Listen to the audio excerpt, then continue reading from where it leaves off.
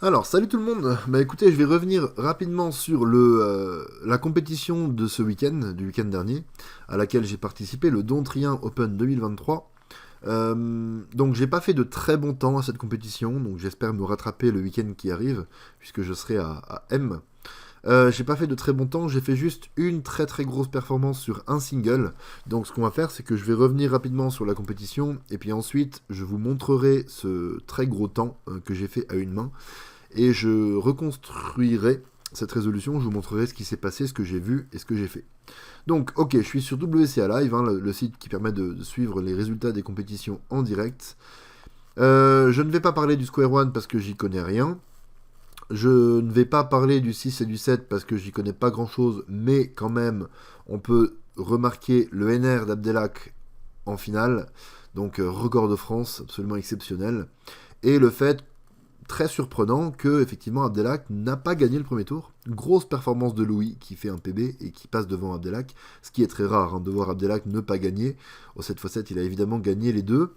5x5, alors bon, ok, il n'a pas gagné le premier tour. Lucas gagne avec une moyenne qui semble correcte. Je ne sais pas trop quels sont ses temps à la maison.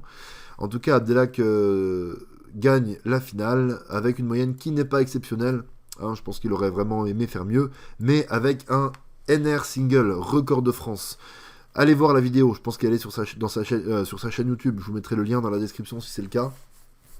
C'est exceptionnel, vraiment c'est exceptionnel. Les 4 dernières arêtes, ça lui a pris à peu près 3 secondes, 3-4 secondes, enfin c'est vraiment un truc de dingue.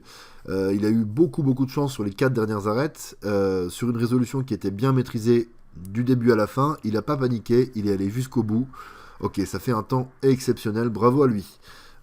Je lui ai déjà dit et je lui redis. Donc, ok, ça c'était pour les disciplines auxquelles j'ai pas participé. Square One, 7-7, 6-6 et 5-5. Au Cube, j'ai participé, je partais favori numéro 5-6, j'ai pas fait de très bon temps. J'aimerais bien faire du petit 5, j'ai pas fait de petit 5, j'ai fait globalement que du 5. Allez, 5,33 c'était la meilleure moyenne des 3. Donc je ne vais pas parler de moi. On peut toujours remarquer hein, ce gros duel entre Anthony et Maxence. Anthony gagne le premier tour de quelques centièmes de seconde, égalité sur le deuxième tour, et c'est Maxence qui va finir par l'emporter. Et vous voyez que je suis ici 6ème. Alors, sinon, voilà, c'est des habitués des 3e, 4e places hein, devant. Lucas, Clara, Nathan, Louis, un petit peu moins.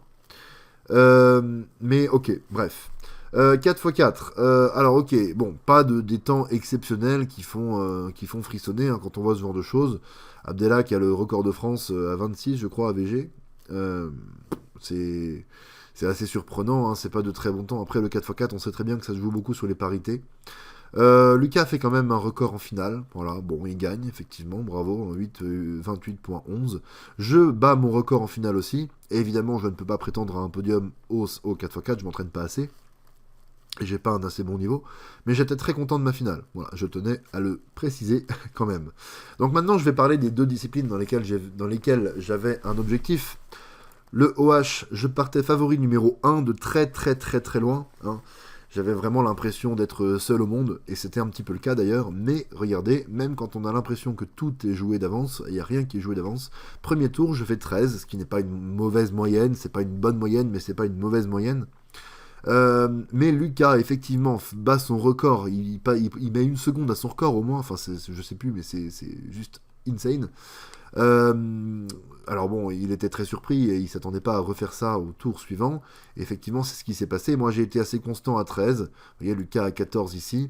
Et bon, il a fait 17 en finale. Il s'est vraiment raté. Anthony, deuxième. Victor Chenu, troisième. Avec son record personnel. Son premier podium en OH, d'ailleurs. Petite anecdote.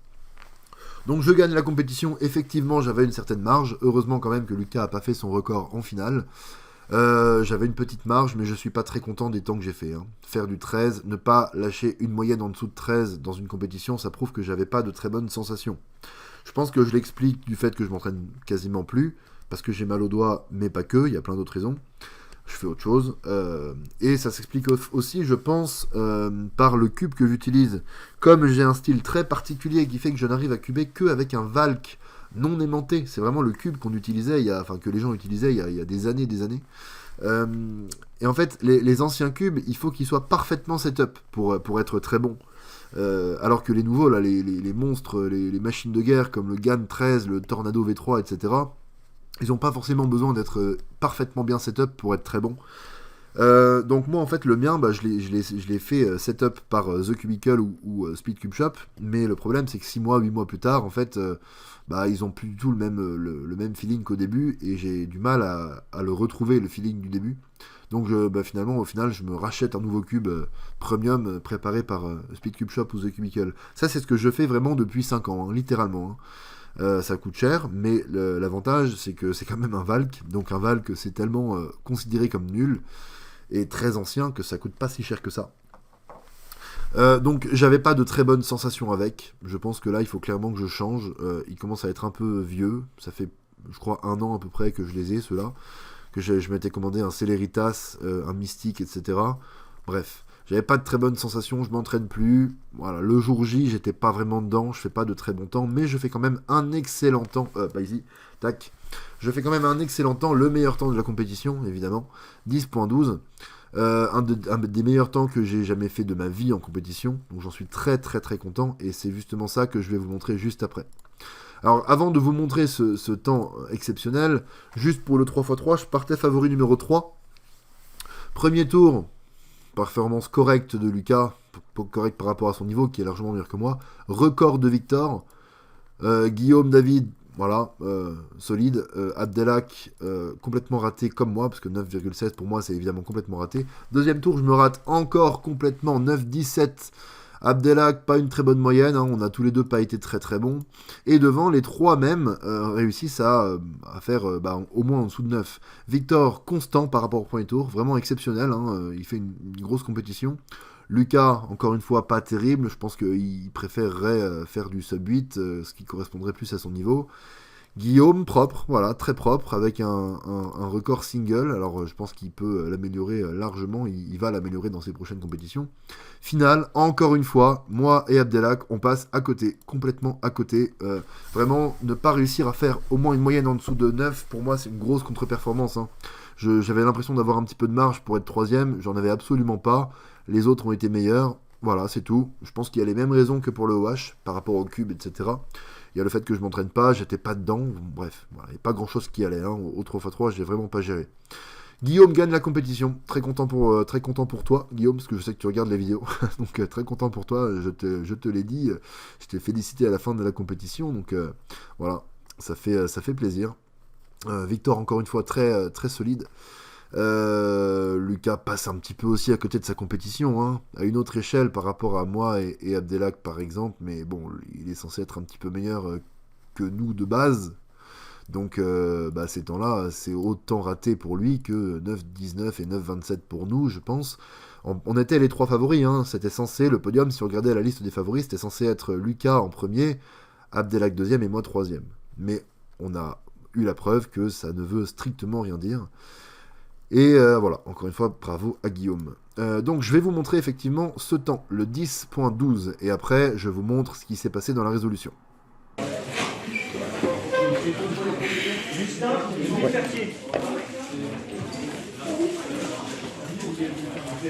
Justin 8.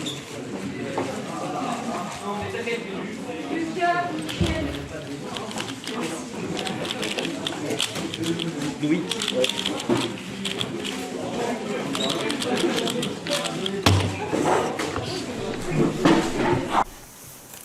Alors, le mélange que j'ai eu donc est dans la description, puisque grâce au site de la WCA, on peut avoir accès à tous les mélanges une fois que la compétition est terminée. Et donc voilà, j'ai eu ce mélange-là. C'était là-dessus que j'ai fait mon 10.12. Donc, qu'est-ce que j'ai vu pendant l'inspection? J'ai vu beaucoup de choses. J'ai vu un bloc ici et un bloc là. Donc déjà, deux possibilités de faire éventuellement une X-Cross. Alors ok, si on regarde un petit peu. Là, on a l'arête blanc-rouge. Et là, on a blanc-bleu. Donc en fait, on se dit qu'avec D2L, en un mouvement, en deux mouvements, on pourrait avoir ça. On met là, rouge, bleu, D, et puis les deux autres sont faciles à mettre. Donc déjà ça fait une possibilité de X-Cross, qui était vraiment simple, que j'ai remarqué pendant l'inspection. Mais comme il y avait un deuxième bloc, je me suis dit, j'ai pas le niveau pour tenter le diable et tenter une double X-Cross avec 2 blocs. On donne ça à Timon Kolasinski, il va en faire une, clairement. Mais comme il y avait 2 blocs, je me suis dit, j'ai trouvé quelque chose de bien, mais il y a peut-être encore mieux. Hein. C'est comme vous jouez aux échecs, vous trouvez un bon coup. Ne vous ruez pas sur le bon coup, parce qu'il y a peut-être un coup encore meilleur que vous n'avez pas vu. Donc j'ai regardé maintenant ce que je pouvais faire avec ce bloc-là. Donc tout ça en 8 ou 9 secondes. Et je me suis rendu compte qu'effectivement, la X-Cross que je pouvais faire avec celle-là, avec ce bloc-là, était encore meilleure. Pourquoi? Parce que dans la X-Cross d'avant, j'avais beaucoup de regrip en fait. Alors que là, globalement, qu'est-ce que je peux faire? Je peux mettre la blanc-rouge ici, la blanc-bleu ici. Je peux mettre la blanc-orange ici. J'aurai un bloc. Et surtout, ce que je remarque, c'est que les 2 dernières arêtes sont orientées. Ça veut dire qu'une fois que j'aurai pris mon cube comme ça, je pourrais terminer ma croix en bourrinant du R et du D. Donc ça veut dire que j'aurai une excellente vision sur ce qui est sur ma gauche. Donc je me suis dit c'est une très bonne idée. Et en plus bourriner du RD, c'est ce qu'on appelle du tout gen, avec uniquement une colonne et une ligne à bouger. Et en OH, on adore ça. Ok, j'ai vu ça. Maintenant, je me suis dit, l'arête correspondante, elle est là. Donc elle est déjà connectée à son centre. Donc en fait, j'aurais juste à faire UR. L', on va dire, sous cette orientation-là. Et on voit que ma X-Cross, elle est vraiment quasiment résolue. En fait, j'ai juste à faire un regrip ici, D. Je sais que ma X-Cross est résolue derrière, j'ai même pas besoin de regarder. Donc, je sais qu'elle est résolue. Donc là, je vais mettre la verte. Et, encore une fois, je répète, du tout gen, ça va extrêmement vite en OH. Donc, j'ai terminé en insérant la rouge. Elle est là. On n'a pas du tout envie de faire UF2, surtout en OH. Mais même au 3x3, ça peut valoir le coup de faire comme ça. Donc là, clairement, D, R2, D', ça va extrêmement vite. Maintenant, comme j'avais une bonne vision sur la gauche du cube, j'avais déjà vu ce coin, j'avais pas encore vu l'arête. Étant donné que derrière c'est résolu à gauche, je savais que j'aurais pas besoin de chercher sur ma gauche, donc j'ai un petit peu penché le cube sur ma droite. Ça, je l'ai vu, hein. Enfin, je l'ai vu sur la vidéo après. C'est quelque chose qui devient un petit peu instinctif. On aime bien avoir résolu un slot derrière, parce qu'après, en fait, on a juste à tourner le cube et on voit tout. En fait, il n'y a qu'un slot qu'on voit pas et c'est celui qui est résolu. Donc j'ai rapidement trouvé l'arête qui était là, voilà, que j'ai inséré. Ici, j'aurais pu, comme j'ai l'arête ici, j'aurais pu, au lieu de faire R' et puis de me rendre compte que l'arête est là et de faire R' UR, j'aurais pu faire directement R2 UR, mais j'ai fait R'. Donc ensuite, j'ai fait ça, puisque j'ai vu que l'arête était là. Et là, grosse erreur. Je résous cette paire en faisant L'Ul, alors que j'avais ça. Donc ça veut dire que si je fais au lieu de L'Ul U, L'U2L, vous voyez que, boum, ça casse le truc, et puis voilà. Donc grosse erreur que je m'en suis absolument pas rendu compte, mais c'est pas grave, parce que la suite, vous allez voir, est exceptionnelle. Donc j'insère la paire, et là je vois ça. Et là je sais que quand j'ai ça pour la dernière paire, et que j'ai en fait un bloc de 2 jaunes comme ça, vous voyez, qui est un petit peu en diagonale par rapport à ce truc là, je sais que je vais aller devant moi, au-dessus du slot qui est résolu, que je vais former la paire comme ça, et que je vais avoir en fait ce cas pour orienter les arêtes jaunes, où je vais pouvoir faire un R, je me mets là, j'insère l'arête là ici, ce qui va sortir celle-là sur le dessus, et je peux faire boum, et j'ai terminé. En fait, ça revient sur un 3x3, quand on est à 2 mains, quand on a l'arête ici, ça revient à faire F, tac, F'. Vous voyez que c'est extrêmement rapide. Bon, si on est là, la question se pose, est-ce que ça vaut le coup de faire le regrid pour faire ça? Je ne sais pas. Mais ici, du coup, comme le mouvement commence par un F, quand je suis en OH, j'aime bien faire le R ici, comme ça correspond à un F sur ma droite. Je me mets là, j'insère, et je retourne, et je fais ça, comme ça, en fait, j'ai déjà une bonne vision du cube. Pendant que je fais le dernier L', j'arrive à ne pas faire trop de pauses. Donc ici, comme j'ai une ZBLL que je connais, même si cette technique permet de ne pas faire des pauses gigantesques, je suis obligé de faire une petite pause, parce qu'il faut que je m'assure que c'est bien une ZBLL que je connais. Bon, là, c'est vraiment simple. C'est un cas de COLL que j'aime pas du tout, hein, celui-là. L'OLLU avec les 2 couleurs identiques ici. C'est vraiment, j'aime pas du tout ce cas de COLL. Donc du coup, comme j'aime pas, j'ai appris des ZBLL pour essayer de transformer un truc que j'aime pas en un truc qui peut être vraiment bien quand je tombe dessus. Et en l'occurrence, là, c'est vraiment une des plus faciles à reconnaître. Il y a des blocs partout. Un bloc sur ma gauche, sur ma droite, un bloc devant, un bloc sur ma gauche. Et quand en fait j'ai ça, je sais qu'il va falloir que je fasse un sun depuis l'arrière, sans casser ce bloc-là. Donc je fais un sun depuis l'arrière. Et puis là, je sais que j'ai un Niklas. Boum, aucun AUF. Donc j'ai vraiment pu bourriner, vraiment, c'était quelque chose d'incroyable. Je pense que c'est peut-être la première fois que j'ai cette ZBLL en OH en compétition. C'est une des premières fois que je gère autant une ZBLL en officiel. Très souvent, quand j'ai une ZBLL, je lock up ou je m'en rends pas compte et je regrette après. Là, je suis vraiment content. Donc si on la refait, tac tac pour mettre l'arête et surtout pour avoir au final du coup toutes les arêtes qui sont soit sur R soit sur D et bien orientées. Ce qui fait que je mets la orange, je regrippe, je mets la verte, je mets la rouge, j'ai ça, boum, j'ai ça, oula, lock up, et ensuite j'ai ça, je reconnais ce petit truc avec le bloc de 2 jaunes en diagonale, donc je me mets là, et avant d'insérer R, boum, boum. Là j'arrive pile avec la ZBLL devant moi, petite pause, et j'enchaîne, je bourrine la ZBLL, ça fait 10.12, un des meilleurs temps que j'ai jamais réalisé en compétition, donc j'en suis très content. Voilà, c'est tout pour cette vidéo, merci à ceux qui sont allés jusqu'au bout, et je ferai probablement la même chose, la même vidéo pour la compétition de ce week-end à M. Salut!